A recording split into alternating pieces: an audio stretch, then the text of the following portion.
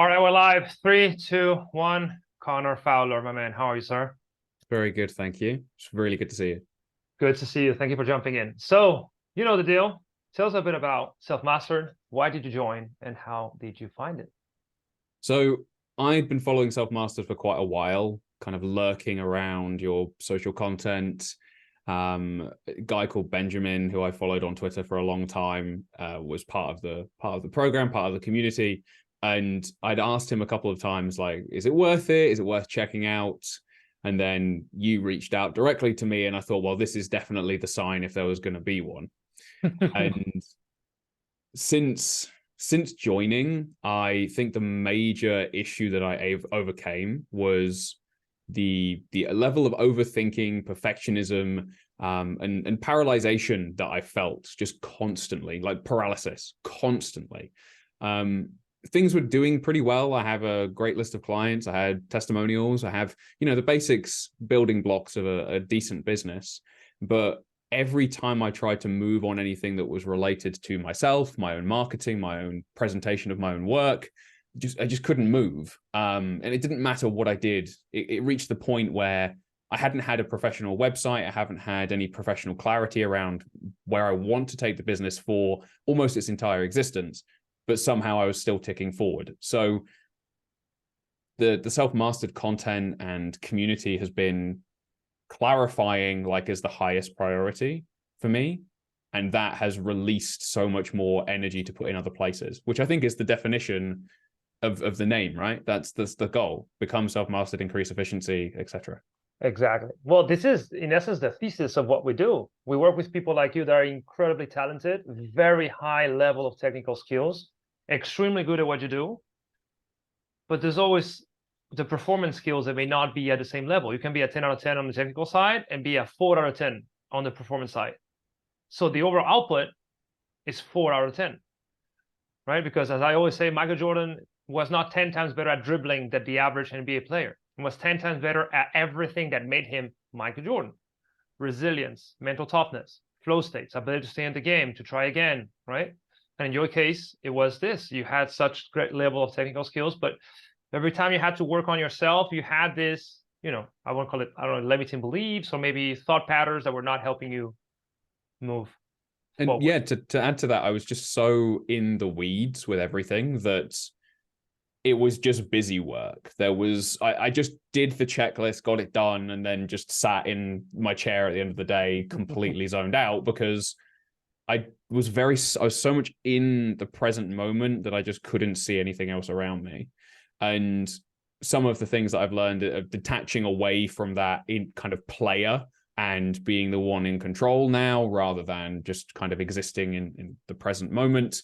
And also, on the flip side of that, using the same language, actually being present with the stuff I'm doing rather than just existing like as kind of an amorphous creature. I have intention with a lot more work. I have clarity around direction and mission and who I'm speaking to on a deeper level than I did going in, which again has freed up the capacity to expand in those areas where that make me uniquely me. So then you just leverage that further. And that is the gains I'm really starting to see, is taking away all the things that were unnecessary, going right back to the core elements and knowing what to do with them. Because as you say, like, Michael Jordan has an exceptional skill in one area. That was me as well. I have great skills in a small selection of areas, and I was completely wasting my time on things that were unnecessary and unfulfilling. But that's always how it is, because the average person ends up learning this through years of trial and error and decade wasted, and maybe divorces and business failures and whatever, instead of actually learning that and becoming an elite performer, so that everything else falls out naturally, right? So I'm not surprised, because at some point you're going to hit that bottleneck. If you do not train the mind is going to be the bottleneck until it stops being the bottleneck. What you just alluded is what we teach about mental performance and how to take distance, how to find the present moment so you can operate in the present moment. And how fast was that transformation when you did the switch and you started like centering yourself and being able to see so much clearer? So It probably took a few months of me being a pain in the butt for you, No. and really and because I distinctly remember us going back and forth on the same key points time and time and time again, and that took a long time to break through from the considerable amount of time I was spending on overthinking and negative feedback loops. To spin out of those took quite a few months. I was able to reset and refresh and reassess myself on a fairly lengthy trip to the US as well this year, which gave me an entirely different perspective upon why I'm doing what I'm doing as well. So the work from the content you provided, the coaching that we've done, plus real world application and a different environment for quite a while, broke me out of that loop. So now I have the opportunity to sit back and breathe and go, what do I actually want to be building here? What are the feedback loops I want to implement, rather than just kind of going through the spin dryer every single day, coming out with a completely broken mind. So yeah, probably took 3 or 4 months, I think, to really find the compounding leverage. But I was seeing signs of improvement much faster than that. And what are the actual results within these 3-4 months we've been working together? What has changed personally and professionally? So for the context of anybody watching, I have my own practice as Fowler Design, and then I also spend some of my time as a C-suite member of a company called Upfire Digital, where I'm a brand director.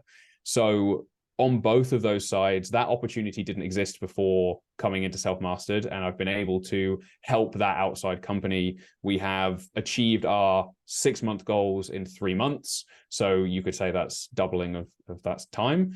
Yeah. And then for my own practice, I have almost doubled the monthly income since starting working with Selfmastered and the content there. So making gains across the board, and now which I'm very grateful for and very proud of. And now the thing for me is to reduce even the bottlenecks that are left and get rid of those. You're a rock star, dude. I'm so happy. And you have a website, finally, mate. You didn't mention it, but that is incredible. Yes. it's all the trauma of not having one for so long. Yes. So one of the main roadmap goals I had was, and one of the main bottlenecks that I had that I'd probably wasted multiple years effectively on, was not having a professional website, which as a designer is unheard of. How do I have the clients I have? How do I have the network that I have? Basically with nothing more than a Dribble account and a Twitter account.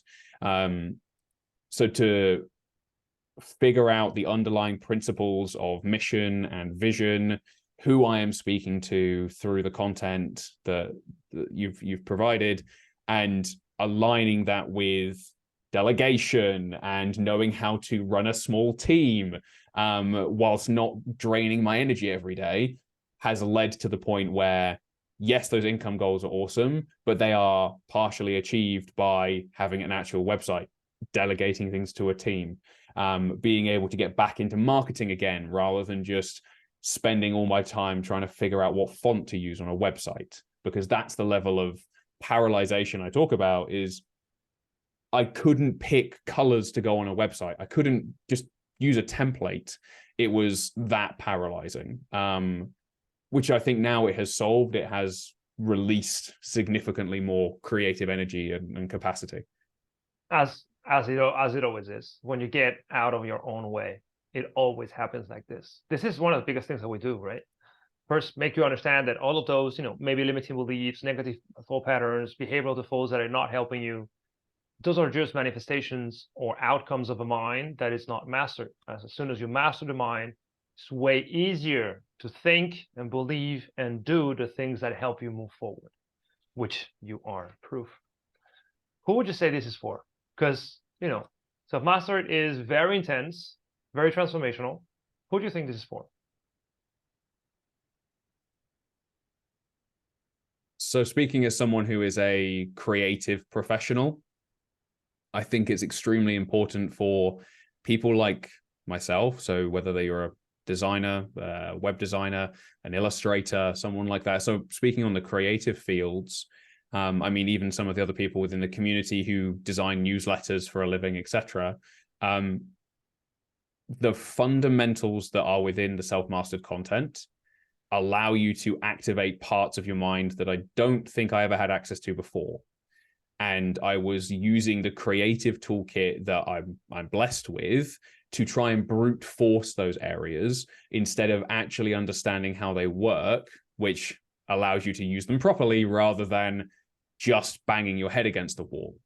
So if I was to answer the question directly, who is this for? I think it's based on the results I've got and kind of built on.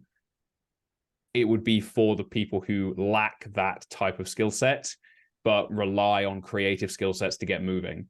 And it just opened so many doors to say, I've been trying to do this in this direction because I know exactly how to do it for my clients or so for example, I'm in branding, but I couldn't do that work for myself. It's the creative curse. It's the perfectionism that completely diminishes any of the effort that you try and put into non-creative efforts.